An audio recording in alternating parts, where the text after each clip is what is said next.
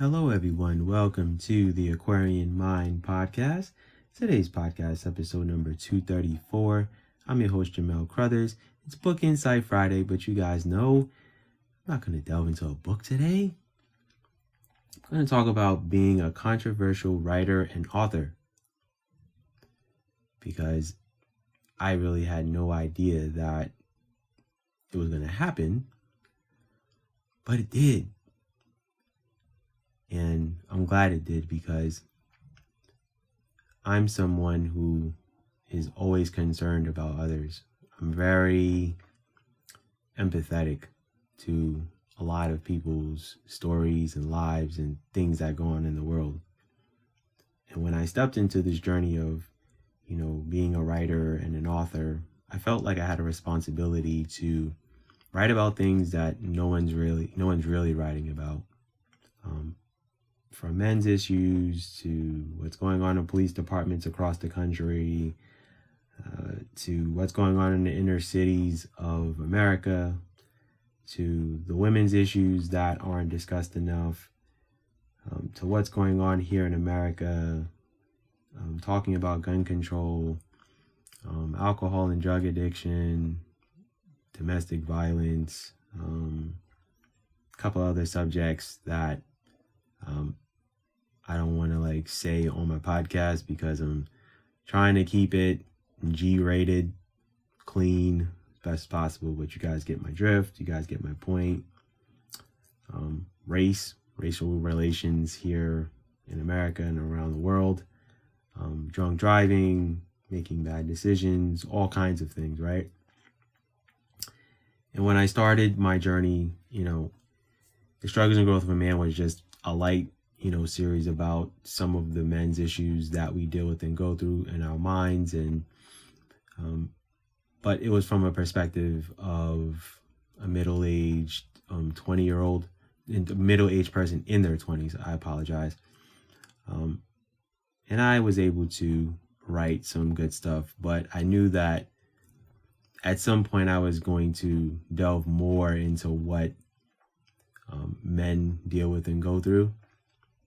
And I will say that when I wrote the Man's Plight series, I had to really focus on subjects that I see us as men go through all the time. Our mental health, our emotions, financial success, the emasculation of us as men, just those types of things. And I knew that it was necessary to write that kind of content. To delve into women's issues, domestic violence is talked about at great length, and some of the other unfortunate occurrences that go on with women. But women's mental health isn't discussed enough. Women having good role models to look up to, that isn't discussed enough. Postpartum depression, something that is discussed, but there aren't fictional stories about it. I know that women do have groups and forums that they do discuss that stuff, but that's more of a behind closed doors type of thing.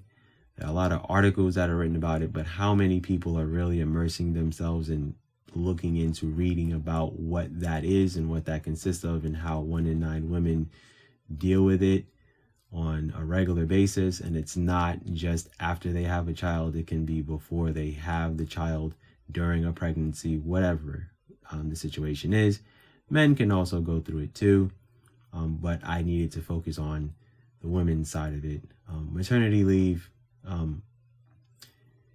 it gets swept under the rug a lot, especially here in the United States. We are one of the worst countries in the world as far as big countries on the Western Hemisphere of women's ability to have the time off that they need. I've researched other countries and seen that they are way far ahead in regards to maternity leave and paternity leave, which I did discuss in the Man's Plight series also. And these are subjects that aren't really controversial, but I did delve into, obviously, America Under Mind Control, and I, immersed myself in how we think, how we conduct ourselves, and how the media really tries to infiltrate and control our minds, how we are materialistic, how, we are celebrating the majority of these holidays are pagan holidays. A lot of us don't even know the origins of what these holidays are and where they come from, as far as Valentine's Day and Thanksgiving and Christmas and things of that nature.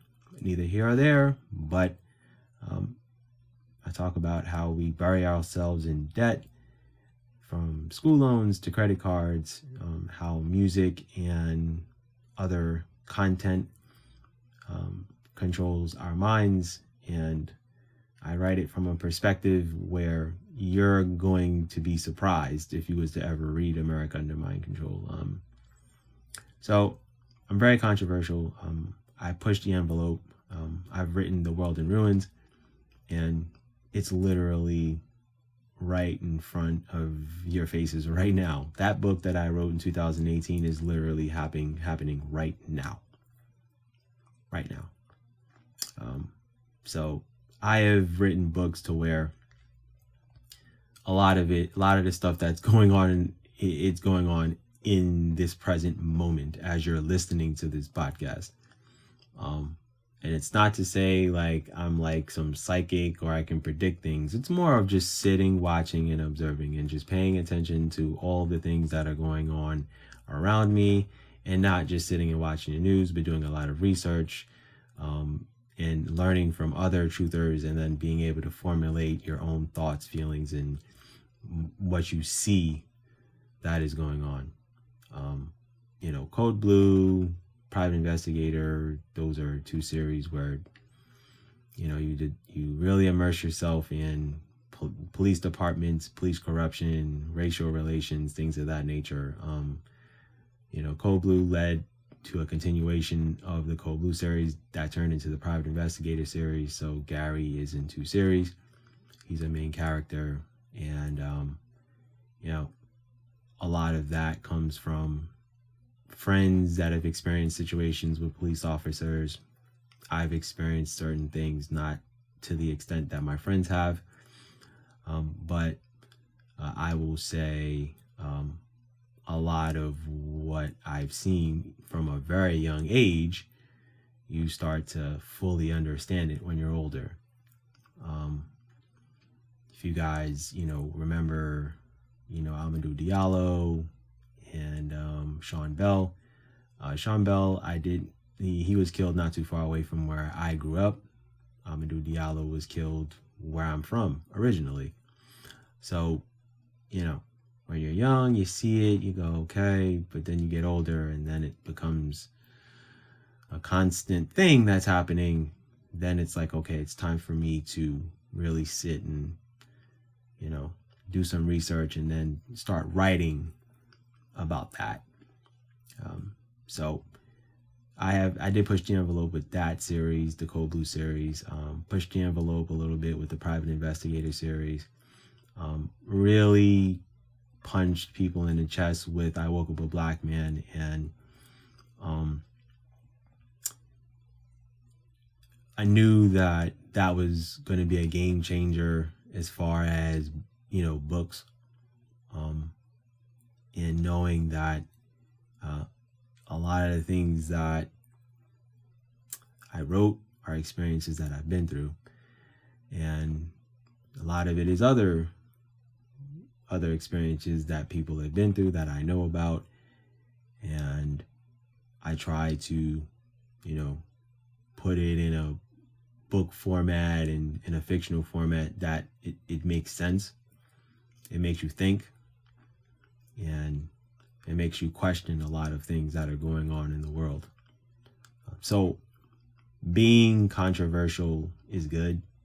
I don't mind being the villain. I don't mind making people's eyebrows raise, their eyelids get bigger. It doesn't bother me. I know that, my mom's a little nervous. She was a little nervous with certain content, but I'm like, guess what? These stories need to be written because it could be me. If it happens to me, then what? Right? So I'd rather be the scapegoat. I'm okay with that. I can live with that. A lot of content, that I've written, it's a lot of it is just fulfilling to me. And now we're in the Alphabet City series that, as you're listening to this, Alphabet City is a 12-book series, and each book you will meet a different character that has been through living in the inner cities of America, and we see it on the news, and it's what a shame, or there they go again, or you have your thoughts, your feelings, your opinions, and the majority of people are like, well, I don't live there, I don't have to be bothered, out of sight, out of mind. So now I have to write stories that you're not going to see on the news. You're not going to see on Vice News on YouTube, or you're not going to see on a documentary or whatever it is. I'm writing it from perspectives that it'll make you go, oh, okay. And like I've said, I've been to quite a few bad neighborhoods in New York City. So I know what it's about, and I know what it consists of, and some of those bad neighborhoods are gentrified. But I don't get into gentrification in Alphabet City. It's not something that I feel I need to delve into, because the reality of it is that the majority of us know what that's about if we've grown up in the inner city, or we've seen certain neighborhoods a certain way, and then you come back a few years later and it's a whole different realm. And like, if you don't know by now, I'm a New York City kid, so those who know, they know. So being controversial is good. It's good for the mind. It's good to make you think a little bit. It's cool if I make you a little nervous. It's okay. I'm all right with that. And I'm all right with that because on my website, on aquarianmindrights.com, you can get a chapter excerpt of what I write and what I'm about. So feel free to look into the content that I do and the controversy that I know I'm going to cause when a lot of these books start to get more attention. And that's cool. That's what I want. I want the uncomfort, but I also want the conversations. I also want the change. I also want us to make others uncomfortable too. That's the goal. And it will always be that way. And I'm thankful for the journey. So with that said, that's my podcast for today. Feel free to subscribe to the podcast. You can also listen to it on the aquarianmindpodcast.com. And I'm pretty much everywhere. About 20 platforms, from Apple, Spotify, to Google, to Deezer, to Amazon Music, Good Pods, you name it. I'm Podchaser. You name it, I'm probably there, because that's the goal, to be everywhere. So have a good weekend, everybody. Be good, everyone, and go accomplish your goals.